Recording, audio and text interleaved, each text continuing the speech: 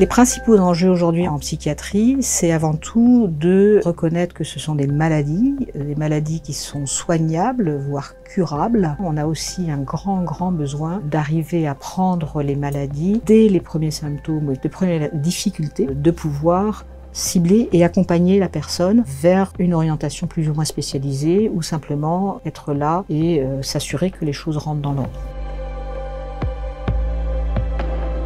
Le financement de la FRM est absolument essentiel parce que ça permet de mettre en avant et mettre en lumière les avancées de la connaissance sur le cerveau. Et les maladies psychiatriques sont des maladies du cerveau entre guillemets comme les autres et pour l'instant insuffisamment prises en compte dans les avancées des neurosciences. Donc il y a un certain nombre de connaissances que nous avons aujourd'hui, que le monde scientifique a sur le fonctionnement du cerveau qui permettrait d'améliorer la connaissance des maladies psychiatriques. Une personne sur 5 ou une personne sur 4, selon les critères, vont vivre cette expérience de la maladie psychiatrique, de quelque chose que l'on pourrait qualifier de maladie psychiatrique, qui n'est pas toujours reconnue. Et bien sûr, si on compte les gens autour de nous, tout le monde est concerné au fond. On ne peut pas parler de santé chez les jeunes sans parler de santé mentale et donc sans parler de comment éviter que les maladies psychiatriques évoluent vers quelque chose d'un peu trop chronique ou récurrent.